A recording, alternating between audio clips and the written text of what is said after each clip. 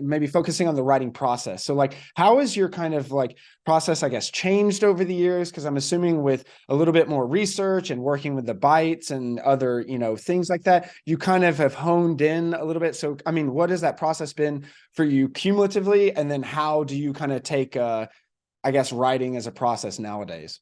Yeah, I'm really interested in writing as a process. And part of that is because I also teach, which is really Hmm. tied up with my editing. So I can sort of talk about both things at once. Sure. Let's do Because it. in grad school, I got a fellowship to teach freshman composition. Okay. And so like teaching is not a requirement at my MFA program. It's like more of a competitive thing. And I was really lucky to get this job teaching first year composition for 2 years. And Okay. I learned so much from that because my writing education before that had, or at least had not gotten into my head in any really like concrete skills based way. It was much Mm. more intuitive, instinctual. But teaching, academic essay writing, I learned a lot of concrete skills. I learned how to look at why something works or why something doesn't and diagnose it and say, here are the choices that the writer is making that are giving the reader the experience they're having. Here is why that transition feels like it flows. Here is why that paragraph feels like it follows or doesn't feel like it follows. Hmm. And how do you Hmm. change that? I learned a lot of skills for revision, for really deliberately diagnosing a piece of writing and then, you know, continuing to develop it through revision. And I came to really believe in revision as a really meaningful part of the process because, you know, you that you can't expect or even hope for something perfect to come out on the first try. I let go of a lot of perfectionism, and knowing that you're going to have a lot of work in revision really freed up my writing process to be more exploratory, to make more discoveries, because I'm not worrying about is it good when I'm writing a first draft. I'm just discovering what my ideas are, discovering connections, discovering fun combinations of words. Um, and so teaching composition was really, really meaningful to me in like learning, developing a really mindful, deliberate process, Yes. and thinking about the different stages of my process and feeling more in control of it rather than waiting for the muse to sing to me. A book that was really, really helpful for me in that way was The Artist's Way by Julia Cameron. And Mm. that's like it's like a 12-week sort of self-help course in, I believe the way she puts it is like discovering your inner artist or like connect. I think of it as Gotcha. a way to connect more with your inner creativity. Okay. But and so it's a little woo woo, but it is also just there are a lot of really meaningful exercises and practices in there for freeing up your imagination and your creativity. So that, I took a lot from that book into my process. And so now my writing process,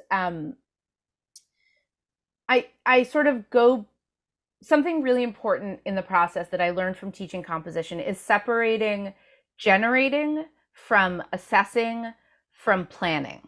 Ah, So when okay. you're writing and you're not worried about if it's good. Then you look at what you have and you assess it, not in terms of good or bad, but just what's there, what's it doing, and then you figure out a plan of what you want to do next. And by separating those three elements really deliberately, that means you're only doing one thing at a time. Yep. Like when people talk about writer's block, it almost always is because they're worried about their writing being bad, which Hmm. then stops them from writing. Yeah. But if you have a robust process and you know that future you will take care of you, and it doesn't matter if it's good or bad, you're just trying to generate and discover ideas.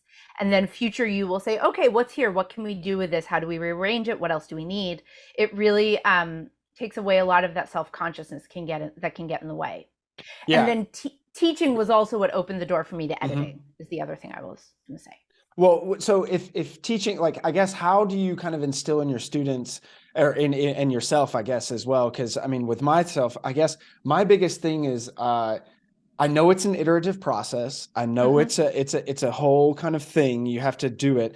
But then at the same time, I guess for me is obviously some imposter syndrome comes through, but it's like more the I guess the internal clock in my mind, like, oh, if I go down a road that's kind of a dead end, well, that's like wasting time on the other stuff that I could be writing about, other than thinking that that's a part of the process, that like going down through that dead end and then crossing it off the list is just as Hmm. important sometimes as actually writing what that list is. So I mean, how do you do that? How do you instill in your students? Because I think that's a big thing of some people. Like, I guess some people nowadays are using ChatGPT for ideation, just to start it up, those kind of Yeah. things. I'm not saying like copy paste, but maybe that is a novel thing or not. Maybe not. So I what mean, are your I thoughts? Like, I let's get mean, into I this. was rolling my eyes about ChatGPT because ChatGPT is just fancy plagiarism, Yeah, unfortunately. 100%. So, I would agree. and we ChatGPT can't do anything new, but the Sure. human mind can make new things. Your mind, anyone's 100%. mind can make something new. And so, not a big fan of ChatGPT. I would like machine learning to do my taxes, and I would like a Yes. robot to clean my house and free up space for me to do creativity, not Yes. for machine learning to do The creativity. dream of old. Yeah, it's like we're automating the exact wrong things. Yeah. Um, but so for me, part of it was working through the artist's way a couple of times and sort of really spending time with the idea of myself as an artist and as a Oh, creator. okay. And as weird and I like that. uncomfortable as that might feel when you get started, it changes how you think of the work, because then the work is not about just creating a product. The work is about making something new and making Yeah. discoveries and, you Well said. know, really like bringing something new into the universe, which is like very powerful and meaningful and changes the meaning of going down a dead end, because then it's not a dead end. It um, is part of the process. Yeah. I Yeah. also, it takes a lot of time. I now know my writing process a lot better, and I know that there will be bad drafts and there that I know how to work with them. And Mm. um that sometimes you have to the dead end isn't a dead end. You're not going all the way back to where you were. After you write to the dead end, you know things that you didn't know before. Yep. You have written sentences that you had never written before, and you've thought through ideas that you haven't thought through before. And so when you throw that in the garbage, you're not back you're in a new place still.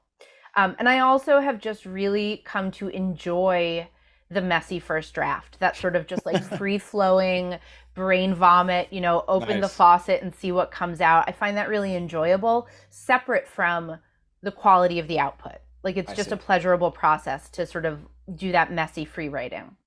As for how I help my students through it, I think it's really important to build that time and the expectations into class, Hmm. into the syllabus. So it's Hmm. not like I'm saying, here's when the final draft is due. I expect you to do a bunch of revision in the middle.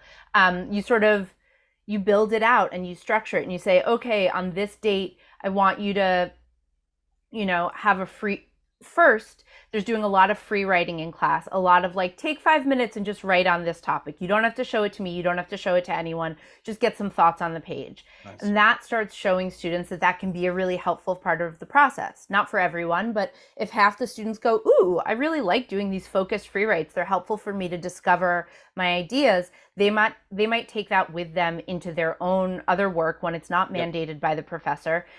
And then they have discovered that writing can be useful beyond just turning in a finished product, that Hmm. writing is thinking, writing is discovery. And so that starts planting that seed. We also do multiple drafts. We get lots of feedback on drafts. I share about my process, but I basically say, like, you have to turn in a draft on this date. And then 2 weeks later, you're turning in a final draft, and here's the feedback. And they do some reflection. And, when they turn in their final draft, they write a paragraph about how it's a substantial revision of the first draft. And so it's expected, and they have the time that they wouldn't necessarily have in a class that wasn't explicitly teaching them writing. Mm. So it's Good really point. just like going through all of the steps, really deliberately reflecting on the steps so they can start to get a sense of what works best for them. Does their brain like outlining, or does their brain like free writing to discover and then seeing what they have?